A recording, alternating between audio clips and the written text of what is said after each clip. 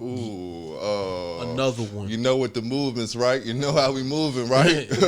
Yeah. Shout out to the Dips, man. R.I.P. the Dipset. R.I.P. Yeah. This is episode 77. We are the Wash Guards. Wash never washed up. Wash I am never Draft. washed up. I am Sean-Luc Picard, man. Yeah. Shout out to the 404 creators. As you know, when you see us, you see him. Yes, sir. Yeah, man. We are back with another one. Feels good. It's been. It hasn't been a long time, but it's been a long time. It has kind of on the low. Yeah. We low key, niggas got a little break in this week, man. It was kind of weird though, actually, for me, because I got in such a rhythm of doing this shit. I'm like, oh yeah, we're not podding every 3 seconds. Where's everybody at?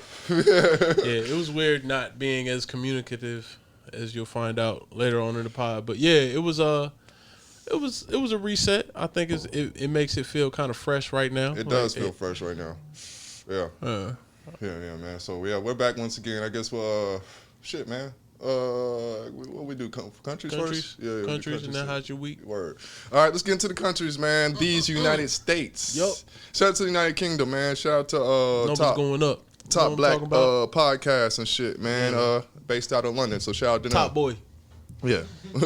Australia. Yeah. Aussies. Yeah. Canada, Iceland. Canada. Philippines. Philippines was at the bottom of the list, and now they number 5. So shout out to the Philippines. Thriller in Manila. Yeah.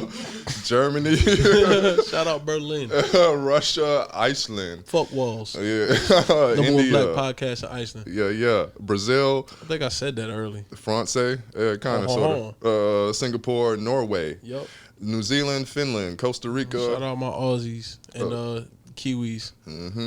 Puerto Rico. Doubling back. Yeah. Wash. Spain, Ecuador, Denmark, the Netherlands. Shout out all my Latinx. Sweden, Slovakia, Belgium, Italy, Qatar, Turkey, Shout Hong out Kong. Jean-Claude Van Damme. Yes, sir. Japan, Mexico. And Jackie Chan. Ooh, you see how that laced up? We ready. South Korea. Shout out South Korea. And Saudi Arabia, man. So shout out North Korea. Yeah, shout out to my Arabians, or some shit. Arabian Nights. Shout out to Will Smith. Shout out Aladdin. Yeah.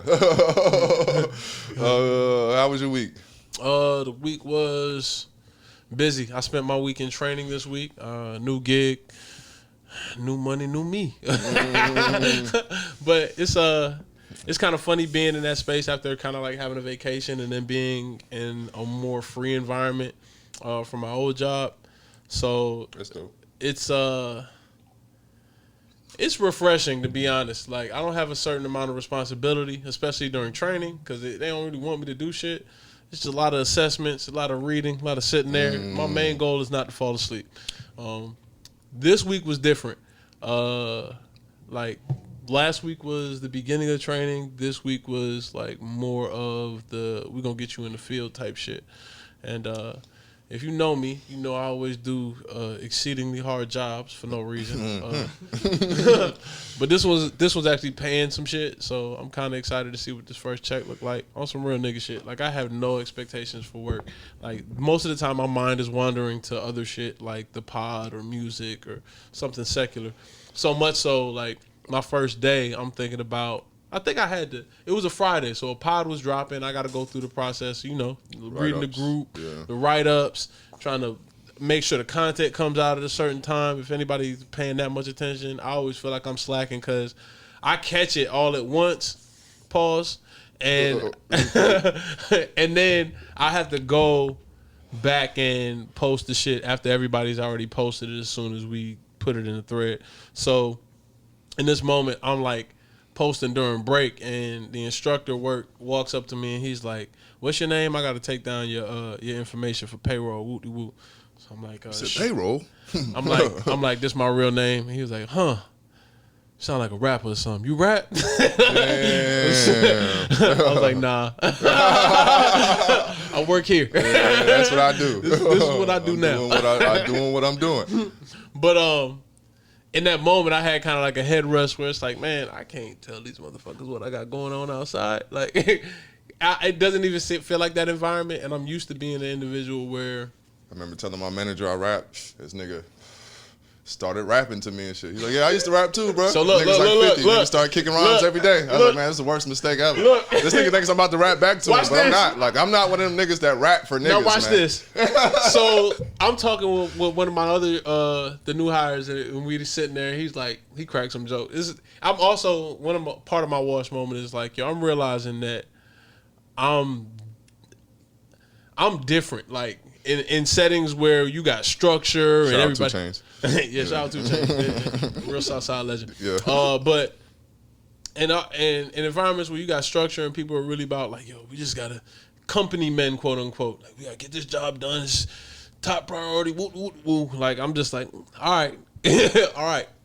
And the lackadaisical attitude may be off-putting, but anyway, I'm talking to one of my other coworkers, and he's like, what that nigga that was training us? That swole ass nigga. I'm like, so and so. He's like, hell yeah, this nigga look like he moved pallets by hand. And we bust out laughing. I'm like, yeah, he seemed. I don't know how old this nigga is, but he got regular nigga energy. Like, he don't seem like the rest of these cats. And he was like, oh yeah, he rap. He was telling me he rap. There it is. Like, damn, bro, we can never speak on this shit. Yeah. But at the same time, he reminds me a lot of, like, I see a lot of the mannerisms. Like, he don't really care a lot, but he can get the job done and tell you how to do it. But he ain't gonna stress if you fucking up. Like, you know what I'm saying? On either side of the spectrum. Whether you fucking up and you about to get fired or you fucking up and it's fixable. Like, so I'm keeping that in mind moving through this environment, even though I feel like this is probably gonna be a short stop for me just because I can't see myself. I can't see myself doing this shit for life. Like, 9 to 5s really ain't my cup of tea. But at the same time, I do think it's good to have everything that I've... checks. Yeah. I need checks. Everything that I have to do right now requires me to have a certain level of structure, and I think this is going to provide more of it. It was kind of like that during the pandemic. I had a job I hated during the pandemic. Ooh, but it kept me afloat through that time period when I couldn't do something I wanted to do. And a lot of shit got done in the process of us, you know what I'm saying, of us going through something that created a certain amount of, like, block time. You had to figure out how to make the most of your time outside that. So hopefully going through this new endeavor, like, we'll find a rhythm, or I'll find a rhythm for the rest of the creative shit that we've taken time to cultivate. But yeah, that was my week. How was yours? You had a fucking week. Yeah. This week was dope. I guess we already talked about the Vince Knows pop-up, but shout out to him. Looking back at the footage, spent a lot of time just looking at the footage. It was kind of weird seeing that shit because I think I said it at the pop-up, but that shit was like if I could almost, like, if that shit was like a videotape, you could press like rewind and you'll rewind everybody back to like 05, and we was kind of all doing the same shit. Different shit, but like we were talking it's almost dope because we were talking about a lot of shit that people are doing right now. Like, Yeah, we doing. Yeah, shit. Yeah. Like, at this point, because I thought about it from the standpoint of when that type of space wasn't ours, when it was just Genji. Yeah. Like, it was already being done. Yep. And we were talking about, like, wait till one of our niggas get some shit. And now we're here.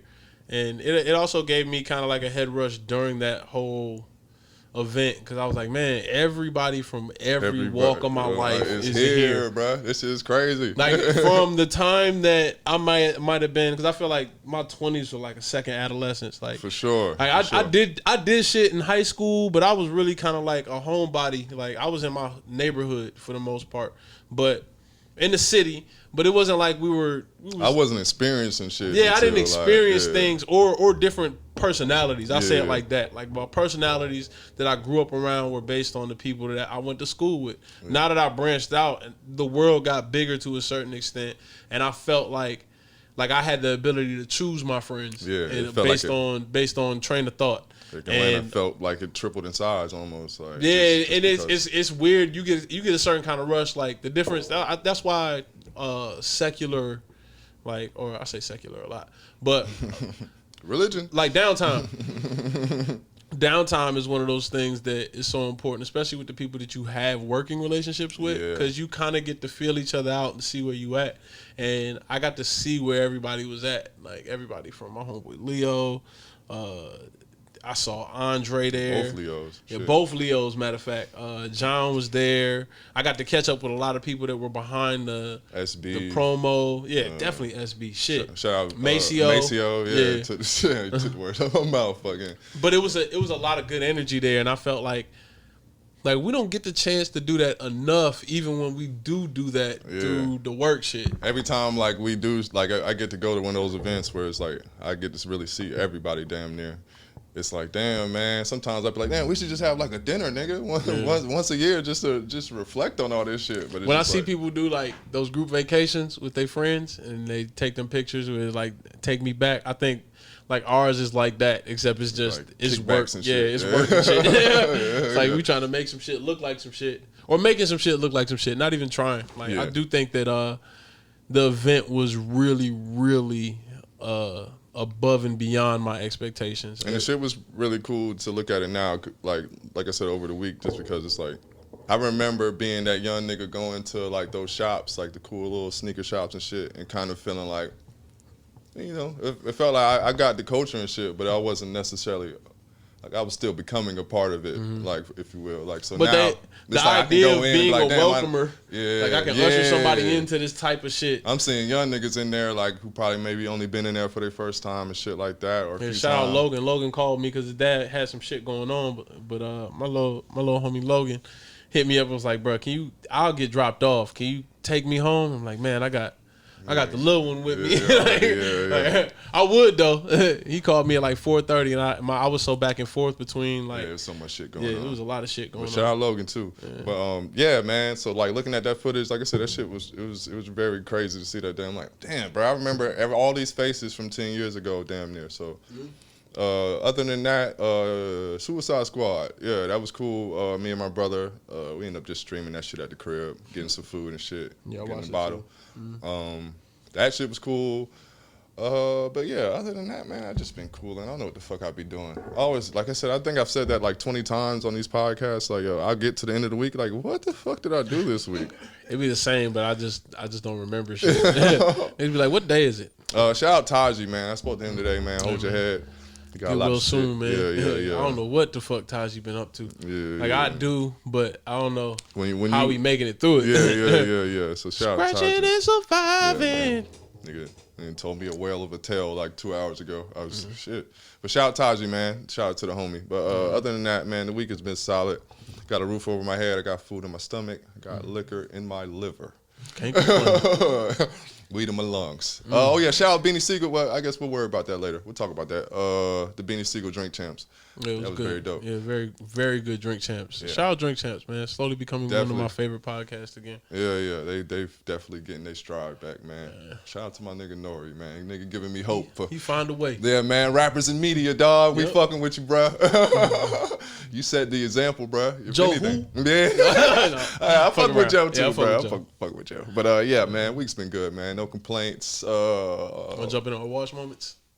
Oh yeah, let's do that. Yeah, let's do that. Let's do wash moments. For me, I'm gonna get this shit out quick. All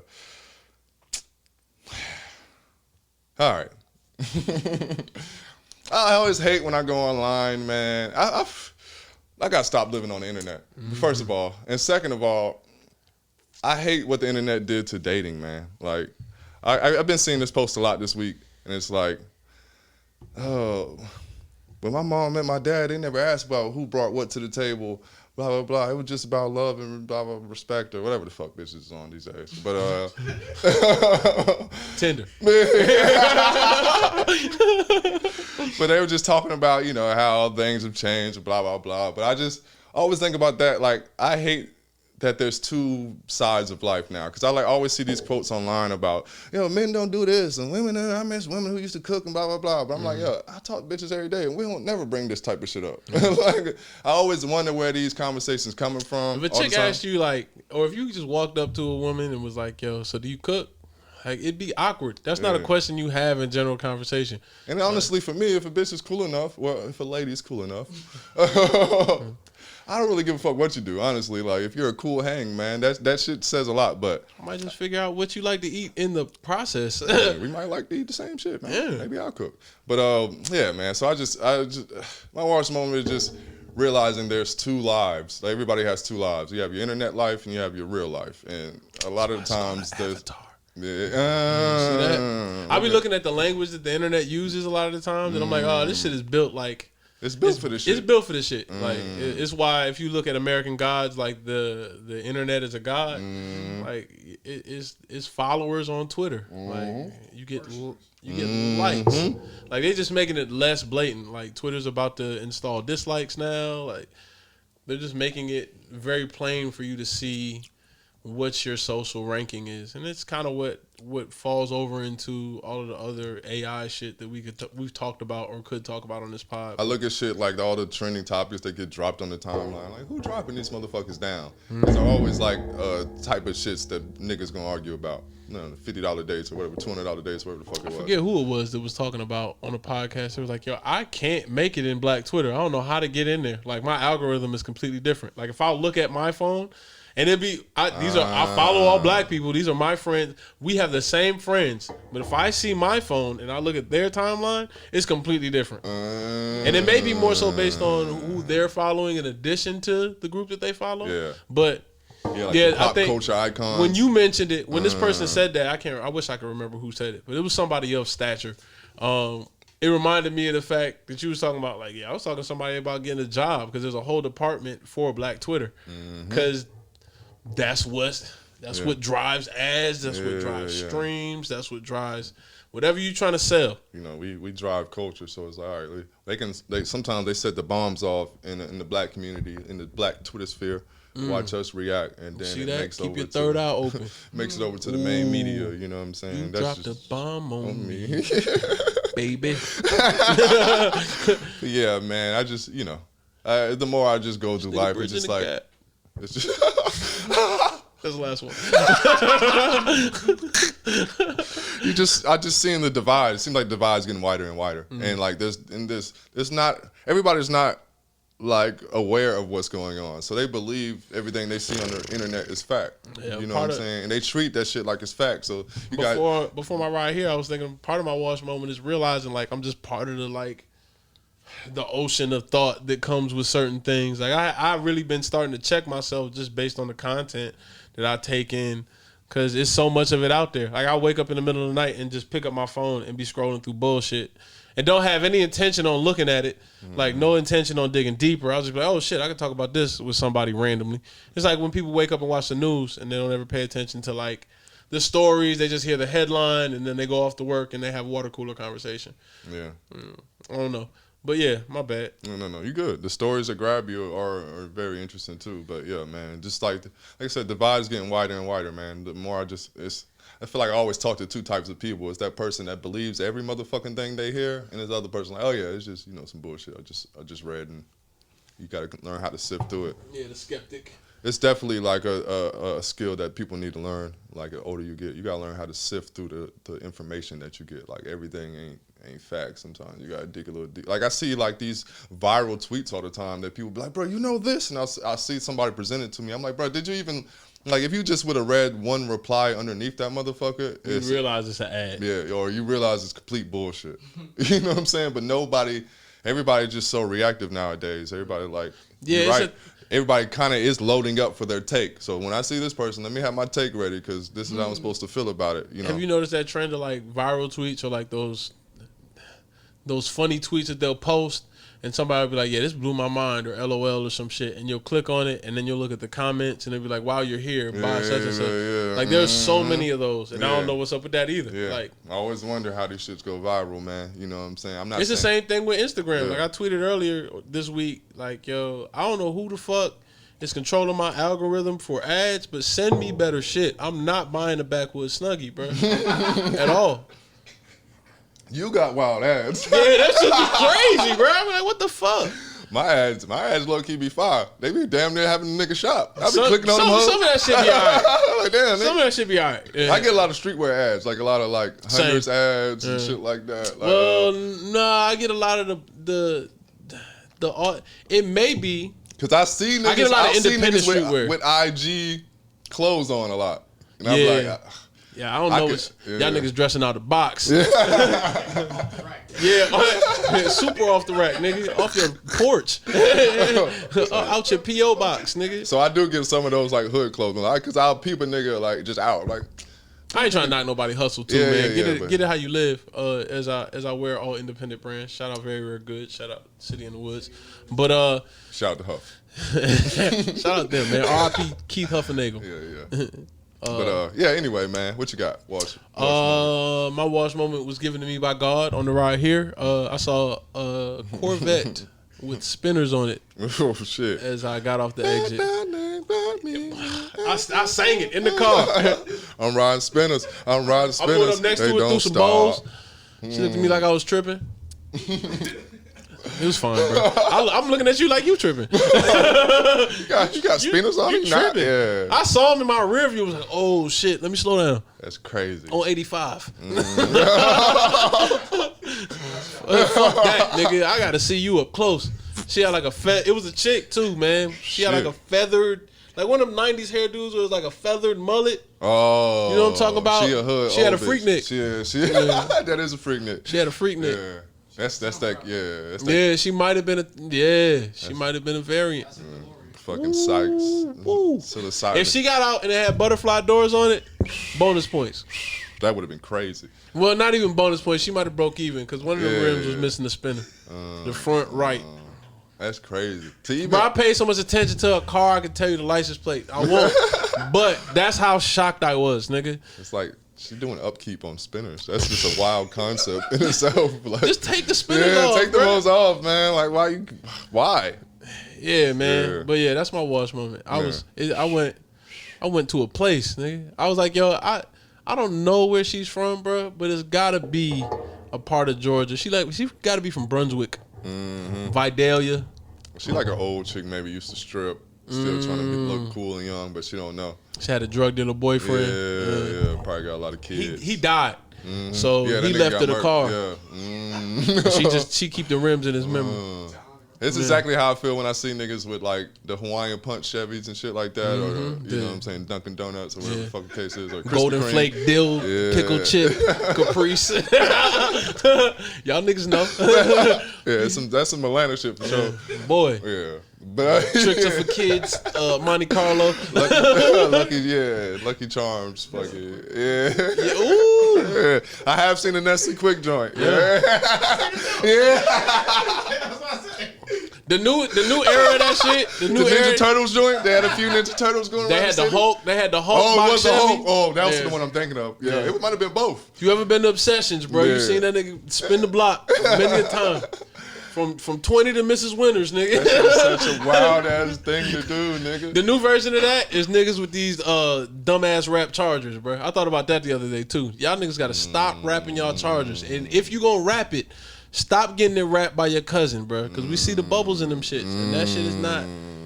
It's not cool, man. Yeah. I don't be downtown enough no more to see the Chargers. All y'all goddamn with these zebra stripe challengers and shit. Yeah. That shit weird. I had a homie pull up on me in a charge. I'm like, oh, this is. I can't look say at it. you. Never mind. Look at you. Look at you. Yeah. You are the company you keep, bro. Yeah. In the episode.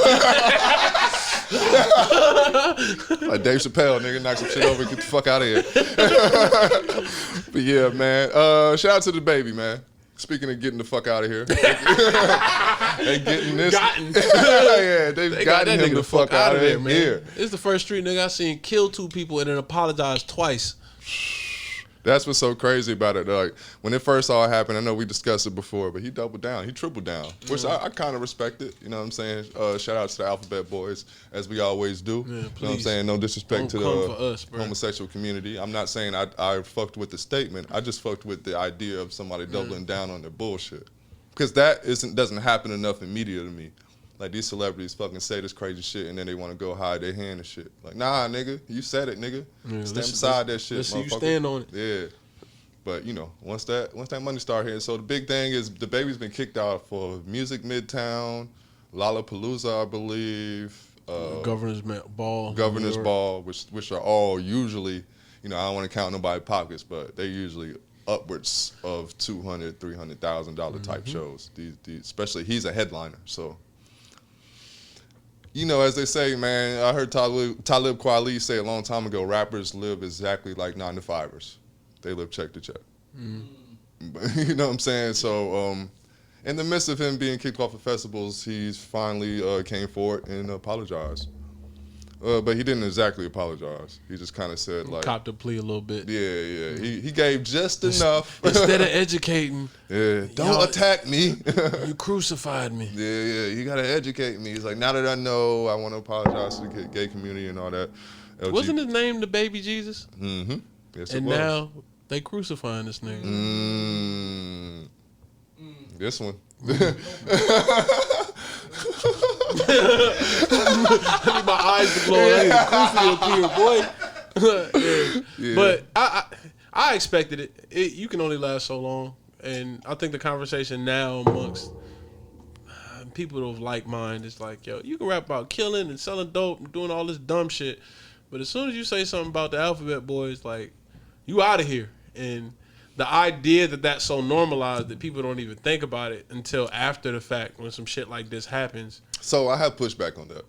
Because I've heard that going around this week. And to me, what it is when I go to L.A., well, if I go to L.A., I can't just walk around in a blue shirt. Because niggas going to check that shit. You know what I'm saying? So the same idea exists in the gay community. They know to check that shit. Like, we certain shit we do check. You know what I'm saying? We check that gang shit. You know what I'm saying? We could play like that with everything. So it's an idea about priority. Yeah, like what? And niggas be scared, because if that's the case, a lot of white rappers probably wouldn't be getting by like so smoothly. And I think that's a part of the reason that I don't know who they paying when they go to LA. Yeah, I don't know either. Yeah.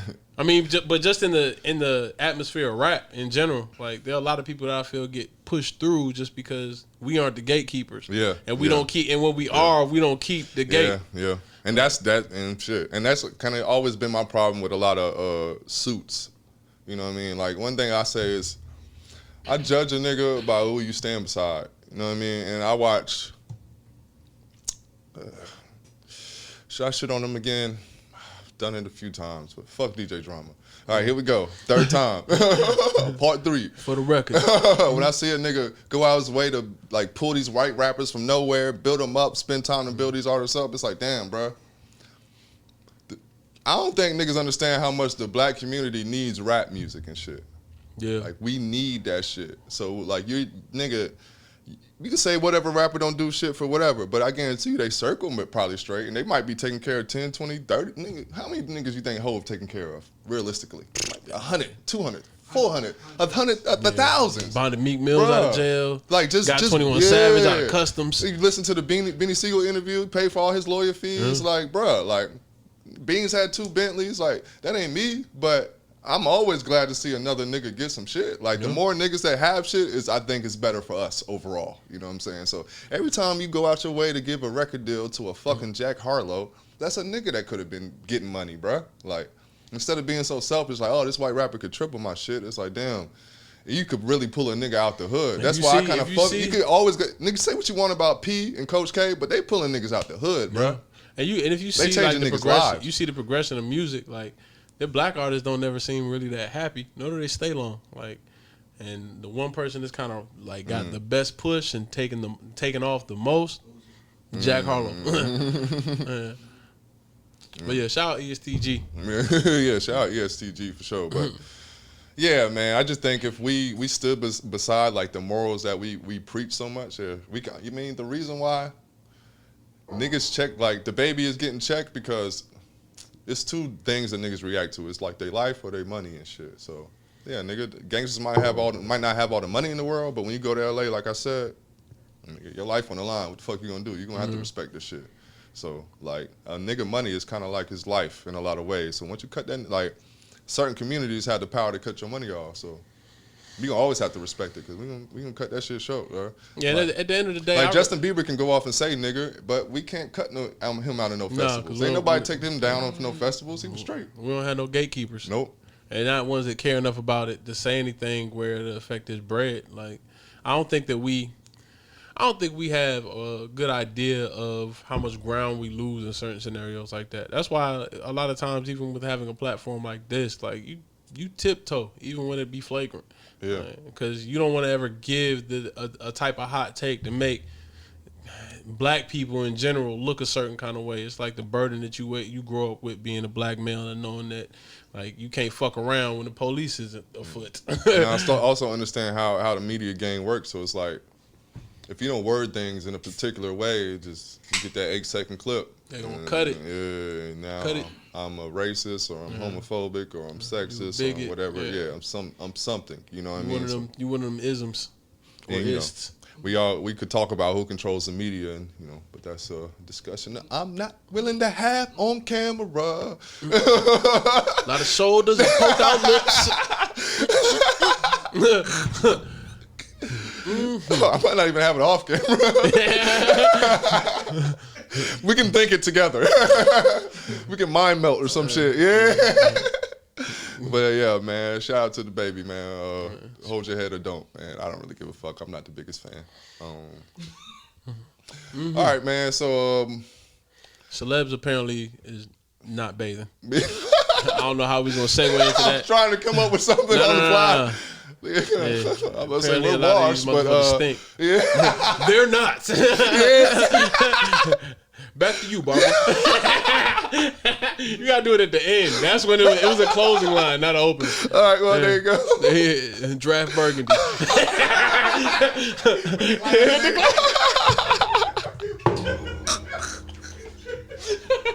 Name of the pod. Oh shit! I gotta grow a mustache. Oh, yeah. That's hilarious. Yeah, man. But yeah, like you said, bro, we are washed and they are not. Shout out Jake Gyllenhaal. Matthew McConaughey. Matthew McConaughey, I believe, was one. Who else? Ashton Kutcher. Ashton Kutcher was one. That's what I'm trying to remember. What's the other chick from that 70s show? Mila Kunis. Man, she's a babe and shit, man. I haven't used the word babe in at least 30 years. Yeah, I wasn't really that mad. I seen her one time in public, and she has a bad case of Nositol. What's that? No acid at all. Oh shit! Oh, yikes! Oh. I kind of fuck with no acid cool, sometimes. Bro. It's all right. You know what I'm saying? It's okay. Actually, I like black women, man. So it's not one of those things where I like where I'm accustomed to having no ass. Like, see, it's two types of no ass too. I feel like that we have to discuss. All right, let's break it down. There's no ass in the black community, and then there's no ass. Yeah. Like, to me, I like no ass in the black community. You right. Know what I'm saying? Because a white chick with no ass in the black community got ass. Yeah. She got ass, man. So I like to call it sneaky cakes. Yeah, exactly. When she get out of it or dry fit jugging. Yeah. They dry fit jug a lot. But some of them skinny joints, you get out of the clothes, bro. It's just right. Everything. That shit drop, bro. You don't hear that, bro. It's not safe. Like, you shopping sleeping on the little skinny joints, bro. Man. But anyway, Anyway. I don't know why they're not bathing. I don't really get the idea behind it. I don't know why they need to make it public. I don't know how we got here. It was the chick from Atlanta too. Oh yeah, you did say that. I remember you saying that. Zazie, yeah. She's like, yeah, I don't wash. That's a European thing, and she's half white. Yeah. That's so she says. I hate when black people lean into their. I just seen her in Germany. That motherfucker looks so and white. She got a dad who's white and German, so I'm assuming he look hella German too. Like, he looks so German. He better, man. He's super German. Like, but she's an actor. Maybe she comes from actors. The conspiracy theory would be that she's not really German. She's really from Atlanta, and the whole show is based on her life. But in order to make it on said show, she had to say she was German. So she posing with his white dad. Just to make the storyline work. Light skin, they'll believe it. He's super. That's why I'm like, yo, what's her mom look like? Her mom got to be the first Vivian. Because he's so white. She gotta be. He's so white, bro. This nigga's almost translucent. The first Vivian. That's hilarious. Yeah, man. I don't like I said, man, I don't know why they keep making this shit public. Like I said, she was the first person that I remember like talking about it, and then I started to see these flurry of fucking celebrities talking about their bathing habits. First of all, man, like honestly, I don't really need to know your bathing habits until you stink around me consecutive times. Yeah. I give everybody 1 or 2 stinks. Yo, shout out my cousin Corey. He was telling me that he was dating this chick at one point in his life where he was like, yo, I gotta stop fucking with these earthy bitches, bro. I'm like, why, man? He's like, this bitch don't wear deodorant. She be doing a little wet crystal shit. It's like, man, I need all my bitches to have 3 stripes like Adidas. I'm not playing with you, bro. Before you get in my car, I handed her deodorant. He's like, yo, it's crazy because she bad too, bro. Like, but she will not put on deodorant. And then the next thing, like, she sent her, she doing some freaky bitch shit and sent him a picture of her toenails. And she was like, look at the nigga in the background. Like, he sent me the picture. And I'm like, damn, bro, that is a whole nigga shoulder right there. So don't trust them bitches with wear crystal deodorant, man. Yeah, if they messy, they messy. Yeah, they're going to lie to themselves. They're going to lie to you. They like, don't even smell that bad. Yeah, I done heard that shit so much. It's like, it don't even smell. Like, bitch, who are you to decide? I don't stink. Why y'all trying to convince niggas y'all don't stink? Like, y'all don't go outside. Let me tell you how this nose shit works, man. My shit is on fire right now. Everything in here just curled up. Just curled up right back. The more I smell, the smaller the silliest. Just walking around like it's no biggie, bitch. Yeah. Fuck wrong with you? Oh, smell like outside, inside, nigga. Yeah, man. So y'all gotta stop this. Long story short, man. How y'all deal with this and put on set clothes? Like y'all put on. Y'all be doing sex scenes, not bathing. Oh, bro? That is wild, yo. Like, it's one thing to stink around, like, your mate. But goddamn, to stink around a stranger, bro, that takes some fucking gold, bro. Some fucking balls, bro. Like, some smelly ones. Yeah. Sticky ones. Yeah. Yeah, I mean, I don't know. There's a lot of racist things I could say about this topic. Yeah. But I'm not. The craziest part is like that comes with a lot of like just that's what money gets you, bro. Yeah, like, just you don't have to. I'm give sure a fuck y'all about wasn't stinking coming to the auditions. But you showered when you was an up and coming actor. Niggas got this money and like nigga, I don't even have to make shower. My breath stink. Bitch. Yeah, they gonna be so happy to be around me, nigga. And I feel like that's a part of it too. On the low, I think there is a part because I've ran into some celebrities, man, and they breath stink. Being in Atlanta, I want to say the rumor, but I can't. You know the rumor. Yeah, I know the rumor, right? The rumor, bro. Yeah, I can't say it because even if I say her name, then it's a very prominent R&B singer that everybody says her breath stinks. Oh yeah. There's also a prominent pop star, like / rock from the '90s MTV era, whose breath has been known to stink. And think about how bad your breath got to be that it makes it to the internet and everybody knows. It's on a Reddit thread. Yeah. Your breath on Reddit. That shit crazy. That's a certain level of fame. And maybe you just get high off that. Nigga, my breath is... Look, nigga, you ain't even on Reddit. My breath on Reddit. The most faint part of me. That's a flex, man. Yeah, my breath. I mean, we're talking about it now at the same time. Yeah. Like, it's like, oh yeah. Shout out to her, because I'm not gonna say it, because she got a whole squad that takes out niggas like me. You know what I'm saying? And I've given too many hints. Yeah. You got me. Throw on trail right quick, bro. Yeah. Drop some breadcrumbs and run, nigga. Mashonda. Hell yeah. Niggas know. You see you, Nivea. That's why Swiss Beats love, bro. Nah, man. Shout out Mashonda. It's go time. Yeah. It's go time, nigga. Yeah. On that note, we'll be right back.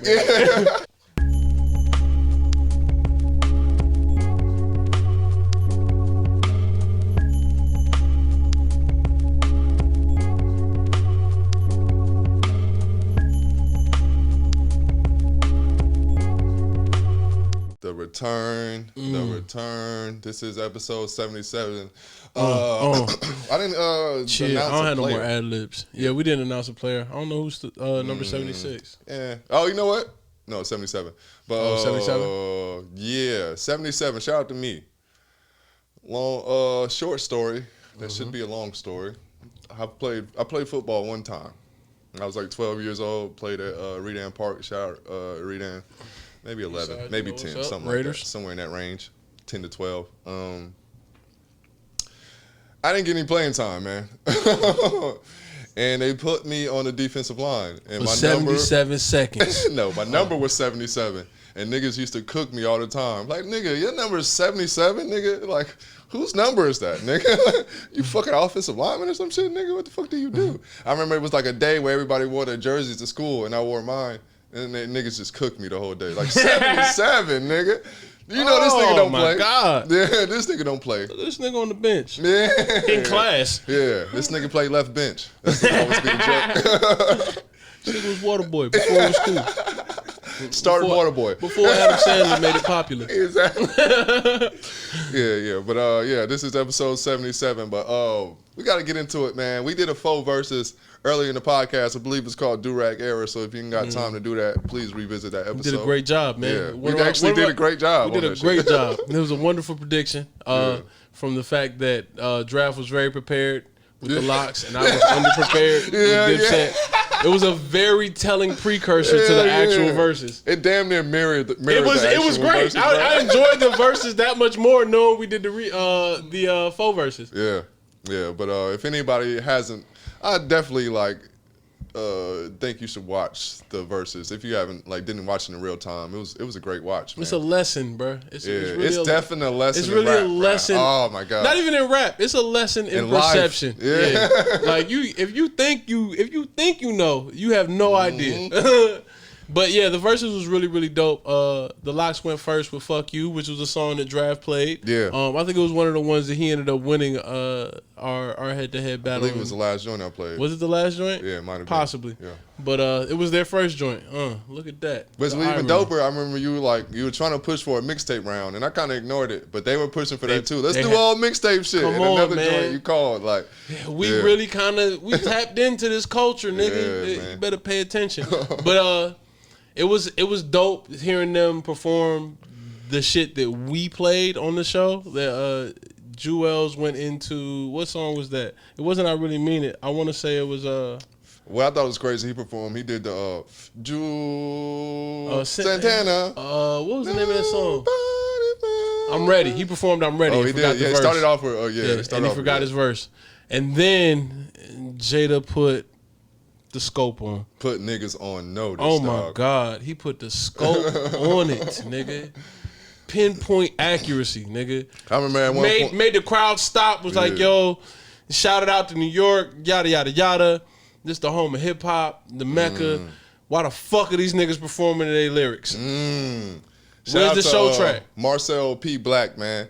Artist out of Oklahoma, I believe. But he has a whole campaign about do not rap over lyrics. Shout out Illustrate. Illustrate was one of the first people who was like, yo, you don't have no show tracks? Show tracks. First performance. First performance, like, yeah, we're going to get y'all niggas some show tracks. Yeah, y'all ain't doing that shit ever again. Ever again.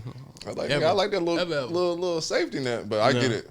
It's the difference between professionalism and it's like showing up to a job interview and you got on flip flops. Like, shout out KRS-One. Like, niggas always talk about MCing, and I don't want to be one of them niggas, but it is MCing is a skill, man. Like when you get on stage and you MC, it's almost like stand up. Like, cause it's not necessarily the raps. Like the rap kind of the easy part. The standing up there and putting on the a show is a thing. And when you even think about the first definition of MC, it's like that's master what of ceremonies. Yeah.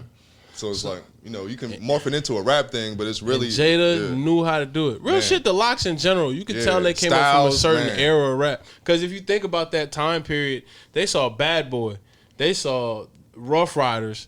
They were on during the rise of Rockefeller. Like, Cam saw it, but that major label push and environment wasn't there. Like, they kind of was like amongst their own ecosystem. I remember on another podcast they were talking about like, shout out Cam, he came underneath.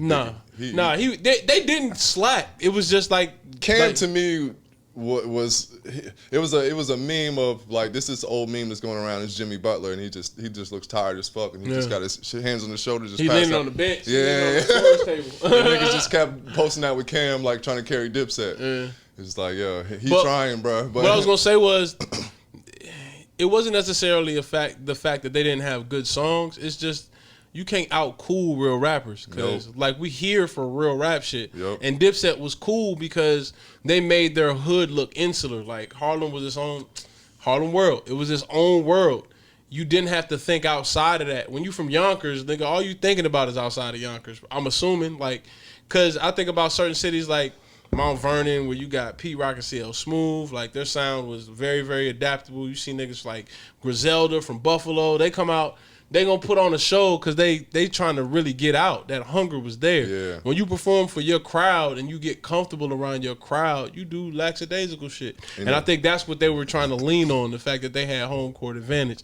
And they really try to lean into that Harlem shit. Yeah, like you said, like, and that wasn't gonna cut it. When you do Harlem, you know, I don't know everything about New York, but, you know, one thing everybody say, like, when you talk about places like Yonkers and shit, it's damn near New Jersey, you know what I'm saying? So it's like they always feel a little bit left out. In the same way you said with the Buffalo kids, like, with Griselda. Like, you always going to feel a little kind of left out because, you know, we from Buffalo, man. Niggas ain't really fuck with us. So when we get this shit. Nigga, we not going to take no shorts. Yeah, and I think that was...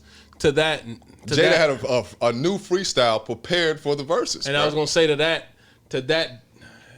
point, it seemed like that's old too. It was a Clue tape. Oh, it was. Oh, okay. Oh, my bad. But yeah, Step Your Locks gang shit. We should have done a remix. That's why he was like mixtape shit. I was like, whoa, I did Styles tapes. I didn't really do the Jada tapes. I had a whole Styles or Jada Kiss vs. Cassidy tape, bro. I know all them freestyles. Had Cassidy versus J Hood. Watch the J Hood interview. We're gonna get into that later. Oh shit, where'd you find that? Flip the script. Bruh. Yeah, we got the first and verse. We'll talk about it later, bro. Right. I almost called you, nigga. You should have, nigga. I'm mad. I'm big mad. We could have kept this super wash, nigga. Yeah. So right into our old bag of a P Cutter mixtape. I learned so much about J Hood. Oh, watch Cut Master C flip the script too. Oh yeah, bro. The whole flip the script. Got a little pocket. You just gotta. It's a lot of crossing over you gotta do. You gotta duck and dodge all that bullshit. But flip the script when you really get into a podcast, because he's gonna interview people anyway. Fuck that nigga.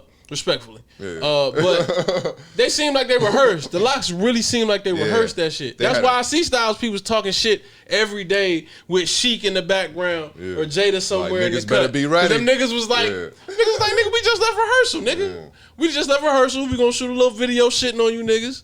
I'm gonna have my little homie chop up some cool Instagram content where we overlap my face over y'all getting your ass beat like Rocky and all the other shit. And niggas ran it back right after the pod, right after the Verzuz and shit. You see them?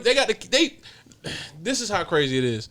They beat their ass so bad in Madison Square Garden that Yonkers gave them the key to the city right after that. I didn't know that. That's crazy. They got the key to the city of Yonkers, nigga. After they won Verzuz. Has that happened yet? Yeah, it's crazy they didn't already have it, but they put on such a show for New York, you kind of had to just give it up. Niggas is just claiming Yonkers now. It's gonna be a lot of niggas screaming YO up there. 354. Nah, nigga, I'm from Yonkers. Only nigga that's ready for war. The Hawks is out. Yeah, the Hawks is out. That shit was that's the name. The Hawks is out. Yeah. The Hawks is out. Yeah, man. But that shit was crazy. It really felt like a real show too, man. Like I'm at the crib, and one thing that I was watching it with a friend, and like they brought it up. They was like, yo, the Locks perform as a group. Dipset perform as some niggas. I'm like, man. Yup. Yeah, that's exactly what it was. Somebody never summed some shit up so succinctly. Like, these niggas are around each other, but them niggas are not a group, bro. The Locks are a group, and they really put that on display. Them niggas crack better jokes. Like, I think the chemistry was amazing, bro. I think if you put these niggas on camera, like on like your phone, and you shot like an Instagram reel, you'd get some gold. But a Verzuz, I don't think these niggas really mesh like that musically. Yeah. Even in public. You look at that shit. You look at that shit back in the day when you were paying attention to Hot 97 interviews. There was never the only time Jada, Styles P were on like Hot 97 riffing. It was with Diddy, and they was both coming from the same side. Yeah. Like they never was on there talking about each other. It was like, and I think it was another interview they did with MTV years ago where it was like, yeah, we beef. It just never make the news. Yeah, like, why would we ever do that shit? Niggas grew up together. It was like, yo, we was in football together as kids. Nigga, we went to the same middle school. Nigga was skipping class together in high school. Yeah, it's just like a real type friendship they seem to have. And I feel like Cam and Jimmy kind of have a little bit of that bond, but Joel's is almost just like the little brother that, you know what I mean? It's kind of like on some other shit. It's like, yo, we fuck with him because that's the bro. But Zeke is like the ODB of the crew. Like he's around, but he can be kind of aloof. Yeah. Like, and everybody fuck with Freaky Zeke. Low key, my favorite Dipset character. He carried them. It almost looked like they linked up that day. And like, all right, let's do this shit. Nobody talked about wardrobe. Yeah. Locks had matching hats. And it made it even worse. hats. Now them shit selling. Bruh. you build a brand. If you build it, they will come, nigga. Like, you build a brand and you Jada whoop some ass. Had the Timbs with the shorts on. You knew it was gonna be gully. You knew it was gonna be grimy, nigga. Looking at niggas, I ain't gonna lie, bro. The Locks just looked a lot better than Dipset. They look like they did push-ups. Sheik looked like the Hulk. Bro. Everybody looked good in shape. Jada still looked the same age. This nigga 20 years later. He pulled his hat off and had hair. Man, nigga might have looked younger, bro. A fresh lineup, bro. Cam it's probably kicking his ass too, because this nigga Cam was on IG running up on them in the jewelry stores. Like, oh, y'all niggas buying new chains? And sure enough, these niggas pulled up, new chains. I'm like, damn, bro, I ain't never seen a D-Block chain with so much ice. That shit was. It was good for my heart. It was good for my soul. Jada, bro. Jada. I can't say Jada enough, bro, because he put on a fucking show. Only nigga to win 2 verses. Yeah. In a row. It's like he said top 5 dead or alive, and that's just off one LP. He got a little bit more LPs now, but man, that's a bar. That is. He put on because you blacked it up. Yeah. For the whole world to watch twice. Like, I know niggas is probably a spasm with the Fab shit, but I ain't the biggest Fab fan to watch it. It wasn't a real big competition. Nah, I mean, that was one of those joints. I'm not saying that Fab don't have those type of songs. This is a certain type of nigga that's gonna listen to a lot of Fab. Yeah, for sure. And I'm not that type. Yeah. Like I had a point in time. Street Dreams Volume 1. All the Clue shit. Mixtape for Dummies era. You know what I mean? Yeah, Street Dreams Volume 1 was stupid. That's the shit with the triangle off and shit? Yep. Yeah. Shout out Paul Kane. Where are you? But anyway, that Fabulous Ransom era. Yeah, 18. Stack Bundles era. Stack. Yeah. What was one more? It was Paul Kane, Stack Bundles, Billy Bathgate. Ooh, look at you digging deep. That nigga had a song for 2 seconds. I remember seeing this nigga on BT like for Rap City one day, and I was like, man, this nigga must be Jay-Z nephew or some shit, bro. Because I don't know, this song wasn't hitting. That's what was so funny about the verses. It sent me down a whole little spiral. So now I'm kind of stuck in that bag right now, man. I've been listening to Nori, Beanie Siegel. I knew it was a thing when I go to work prop all week. It's like my first day on the floor and shit, and I'm hearing like old country niggas talking about, niggas, did you watch the Locks verses? That's crazy. They went crazy. That's crazy. You see it? I'm seeing people that I never knew Lock songs talk about this shit. Like that's the phenomenon with verses, bro. Everybody's album sales take a jump after you do a verses. Yeah. The verses effect. Yeah. Like I didn't know this many women knew Locks records. Like, or this many chicks down here knew Dipset records like that. I'm seeing all these chicks that there's one chick I used to mess with, like on IG, bruh, same shit, bro. On IG, like, you know what the movement's right. You know how we. I'm like, yo, where was you at? Yeah. Touch your butt. Yeah.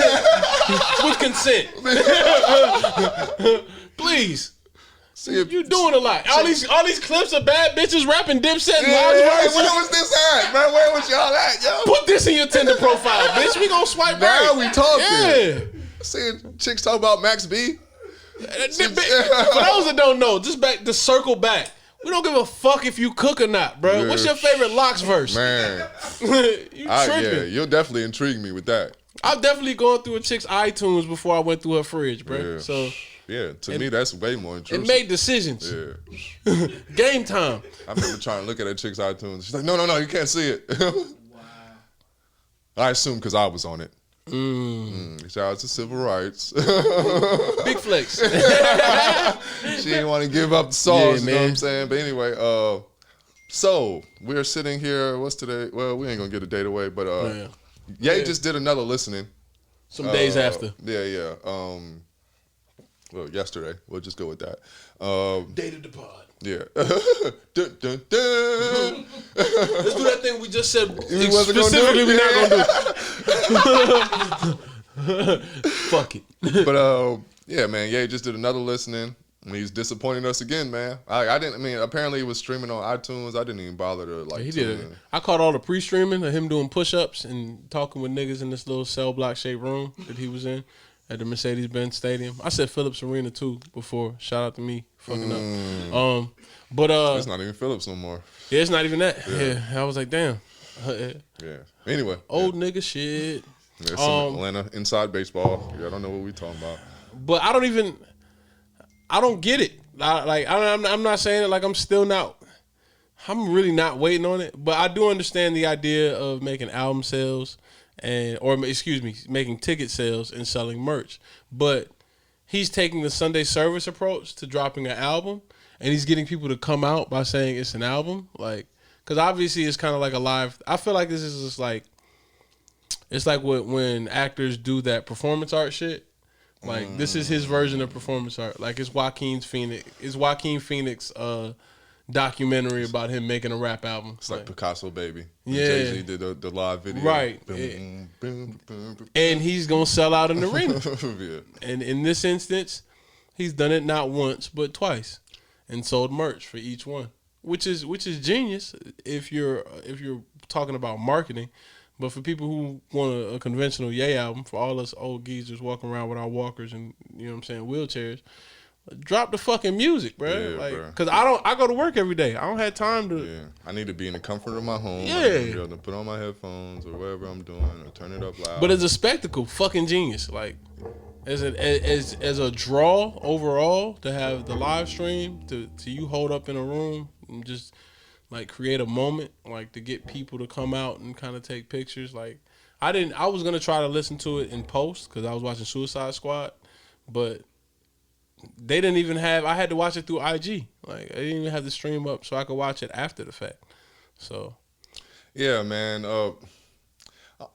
I got like two thoughts about it. Like, I wonder in time, like you said, are we gonna look at this shit as genius or like ridiculous? So I think it's gonna be. I don't know. It's probably gonna be some time, 30 years from now. I don't even think it'll be time. Like, we'll have enough opinions that the overwhelming majority will be one or the other, and just because so many people saw it. And like we talked about before it happened, before the first one, like there are so many people out there who have such strong opinions about Kanye because he's that type of artist that there's nothing that's going to shake their faith in the album being good, regardless of whether we feel like it's good or not. But from what I've heard, it sounds like abstract Ye. Yeah, it sounded like a Ye album, which is refreshing because I feel like a lot of these recent albums didn't necessarily sound like Ye shit. But yeah, I don't know, man. It's really bringing out the super fan in a lot of niggas. Like, I'm just starting to see that aspect. Pull your skirt down, B. Yeah, like y'all buying anything this motherfucker sell, man. And I'm not mad at it because there's some people I'm like that with, man. Black Thought dropped a clothing line and and had a live performance. I'd go. Oh, I was about to say, did he? No. Hypothetically speaking. Yeah. That's another inside baseball joke because everybody's going to be like, no, the fuck you wouldn't. The fuck? I was about to say, I don't know, Shout out dog. to you, Tariq. I would, bro. Fuck with me, bro. I probably wouldn't. I'm here. I'd probably go, but I definitely wouldn't buy shit.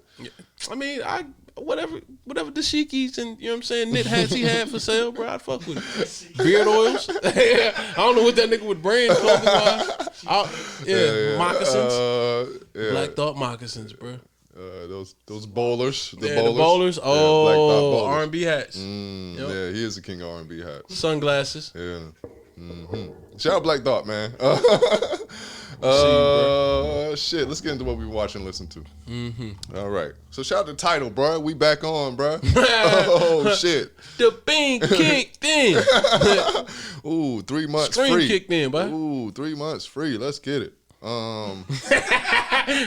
gonna shut your shit down tomorrow. We gonna see how big our reach is. But like I said, I've been listening to a lot of older shit. But Barter 6, shout out Young Thug. Oh shit. Vince Staples.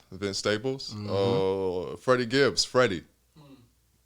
Babyface Killer, Freddie Gibbs. Obi Trice, Cheers, man. This is really joint I really like on there called Look in My Eyes, featuring Nate Dogg. I was just like, man, I just love Nate Dogg's voice. It's just sometimes good hearing his voice. R.I.P. Nate Dogg. R.I.P. Nate Dogg. So Help Me God, 2 Chainz. Save Me is my favorite joint off there. Shout out Young Boy, man. He killed that shit.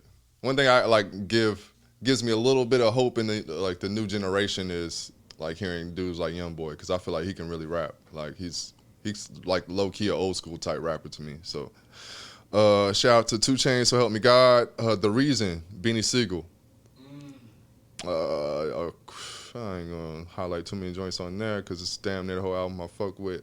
Call Me If You Get Lost, Tyler the Creator, country rap tunes, Civil Rights. Shout out to us. Gangsta and the Gentleman, Styles P.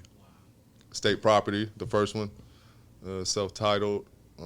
Legends of the Fall, Civil Rights. And then we gonna end it with Melvin Flint, The Hustler, Noriega. Ooh, shout out to Nori. Man. What I've been New York get the blood money. yeah. Grimy nigga stack hydro green, still mix it with hash. Yeah, so shout out Nori. What I've been watching? Oh yeah, shout out Flip the Script. Like I said earlier in the pod, the J Hood interview. I look this shit up now. Great interview, man. Just for like a D-Blockian like myself. It's just, you know, like I always wondered about the story of J Hood because I only heard it from like the Locks vantage point. So to hear it from his like side of things, it's like, damn, this nigga J Hood had a record deal at 12 years old. Like, he had a record deal before the Locks. Damn. Yeah. Well, who? I don't remember, but it was some bullshit record company. But that's why apparently he moved to New York to make music. Like this was another crazy thing. Like his mom like seen him get a record deal, and she was like, "Fuck it, man, we just go to New York." Nigga really had a crazy life. His mom was like a side piece to this like big ass dude that owned a radio station. And he got her pregnant on the side, and she just kept it low key. She just kept the G on shit. Like, yeah. So he had a really crazy life, man. Nigga name used to be J Love. J Love. J Love. That was his first. He was probably rap like name. That Sammy era. He would have been on the I Like remix. He went through all his garbage rap names. I thought that was hilarious. But that was the one that stuck out. He was like J Love when he met the Locks. He was like, yeah, my last name's Hood. So yeah, I never thought about it. Like, damn, nigga. Yeah, the first thing that comes to mind anytime somebody mentions J Hood is J Jerkin niggas. Like, yo, spit a verse, man. I got this new nigga. Yo, Fire. yeah, the J Jerkin nigga skit. Yeah, damn. Shout out to Locks, man. Yeah, he got a story about kind of jerking him. So I don't want to give away the whole interview, but I kind of already did. Apparently, I've watched it before. But it's time I recap. Move this shit, bro. So I don't touch it again. Get that shit off my side. Damn, bro. Cymbal crashes and shit. But yeah, Flip the Script was dope. Like I said, Suicide Squad. I really enjoyed that, man. Shout out James Gunn. Shout out the people in the movie. It was cool. Yeah, it was. Shout out none of the actors. He knows their name, bro. Say their names. Penelope Cruz. I don't know, man. Who the fuck's in that shit? Matthew McConaughey. All them actors that don't wash, nigga. Marlon Wayans. I don't know. Marlon Wayans. No, that's Scary Movie, bro. 6. But no, I definitely enjoyed it. It was really like I'm enjoying the streaming era of this shit because it's like we got to watch the movie, nigga. Pause, take a piss, pause, so chill, great, bro. roll up. Movies pause. look stupid now. Yeah, it's like nigga pause, nigga eat, roll up, rewind some shit. Like damn, I kind of missed that part. Did you catch that shit? All right, let's go back. Nigga, we got to really like. I felt like I really for the first time got to fully like enjoy a movie because it's like you know, a lot of times you watch movies and you're just so lost in the moment because you're at the theater, so it kind of has to be on go the full time, so you don't really get to like, oh, well, look at this scene again one more time. Sometimes there's certain scenes you want to hone in on and like certain lines that was funny and shit like that. So, and the idea of going back and watching it again ain't such a big deal no more. Because it's like, damn, I seen it. And then somebody tells you about a part. Like, you remember this part? Like, damn, now I got to go see it again. Or I got to wait 4.5 months. Yeah. So it's like, now I can be like, damn, I'm going to watch it on my phone right now. Yeah. So that was really dope, man. I was waiting on that movie for a while. I'm glad it turned out good. It was definitely a lot better than the Black Widow shit, man. Definitely a lot better than the first one. So, yeah, a lot better than the first one, too, man. Shout out Will Smith and his streak of awful movies. Yeah, you want to tank a good storyline, bro. Yeah. Put Will Smith in it, bro. If it's not the Fresh Prince, he going to fuck it up. I almost feel like actors, if like you see Will Smith on that shit, it's like, oh, this ain't going to be good. Not one of them ones. Yeah. You ain't even got to read it. If Speaking Will's already on it. Speaking of Will Smith, how you feel about, what's his name, Richard the King? Oh yeah, that's what I mean about streak of bad movies. I was kind of alluding into that. I didn't want to like really give it away, but yeah, I saw the trailer, not trailer, or just maybe just the photo of the movie. Like, you know, like, it's like this Bagger Vance with tennis. Yeah, Will Smith got a fro and shit. Here we go again. Yeah, here we go again. This shit is not gonna be good, bro. Get on the court and you play with your heart. Yeah. He's gonna try too hard, man. You look fear in the face and you say, fuck it. He's just trying to be inspirational. It's so corny. But go out there, Saturn. Yeah. Is he a good actor, bro? Let's look back. I've been saying that for years, but niggas didn't fuck with me on it. Is he a good actor, bro? Shout out to a nigga from Philly, bro. Yeah. You think he's a good actor? He was good in Ali. He been trash since Hancock. I hated him since Hancock. I hated Ali. The biggest Ali was disappointment. Terrible. What movie was good before that? Because when you go back and watch Independence Day, it don't hit. He was good in 6 Degrees of Separation. That's like his You first saw that? movie, nigga. Yeah. He was a good actor in that? Yeah. All right. Enemy of the State. I think it was Enemy of the State was fire. Yeah. good movie. I've seen that John recently. Voight kind of carried this nigga though. Yeah. Yeah. But he is the same person. And I was kind of looking at Regina King's Yeah. Personality. Yeah, for sure. But yeah, other than that, where I leave off J Hood. I think that's it. Suicide Squad. Yeah. I think that was about it for this week. Didn't watch. I revisited BoJack, but we talked about that 1,000 times. Yeah, man, still good. Still fresh. All right. House is Burning. What I've been listening to. House is Burning by Isaiah Rashad. Oh yeah, shout out to Isaiah Rashad. I skimmed through it. I haven't. I don't know IDK, whatever his name is. That one's really hard too. I need to go back and listen to that. I've only heard the singles and a few of the joints they put on YouTube, but that being said, shout out to IDK. Came up through my algorithm through Title. Shout out to Title. Dark Seed, standout joints. I've realized why I really like Isaiah Rashad. It's kind of like rap's version of easy listening. Like one of my favorite. I mean, that ain't a bad thing. Like I like the content, but it's definitely not something I'm cutting on to like damn, it's not. I don't get the same energy from it that I would a Kendrick album, and I think them being on the same label, it's a little bit more refreshing because it's almost like the same feeling we talked about with certain action movies. Like you go into it with your expectations too high and you end up disappointed. With this one, I went into it like, let me see what this nigga got. It's been a minute. Yeah. Only joint I heard was a joint with Uzi. That was good. Yeah, I fucked with that joint. Dark Seed. From the Garden. Yeah. Dark Seed from the Garden. What you said. What's my other joint? His verse on Lay With You. Shout out Duke Deuce, but that verse wasn't it for me.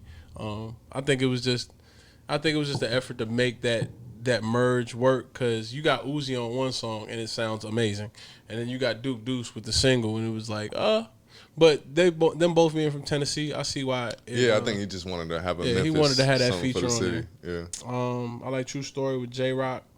What you said, of course. Chad, shout out YG Tut. I've been a fan of YG Tut, also from Chattanooga.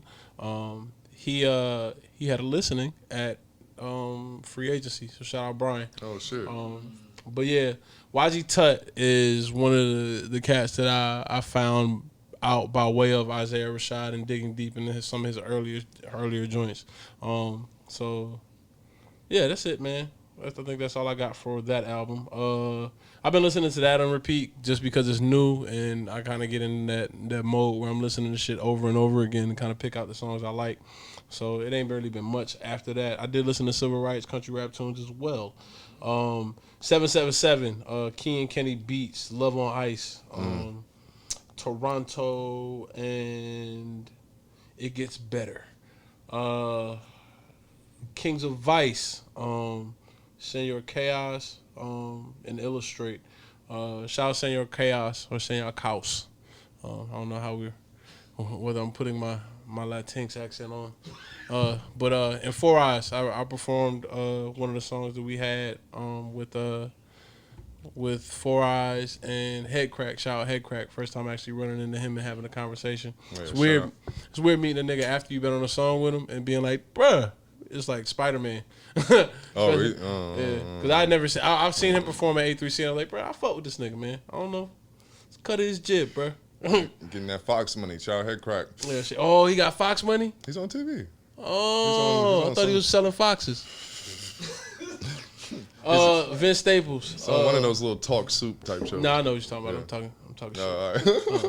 Damn, bro, I should have asked about foxes, nigga. I've been talking about getting Fox money. We would have been linked. What? Nigga, I want an Arctic Fox so bad when this money hit. Put a diamond necklace on it. Ice on an Arctic Fox? Y'all niggas sleep. Pray for Haiti, Mac Homie.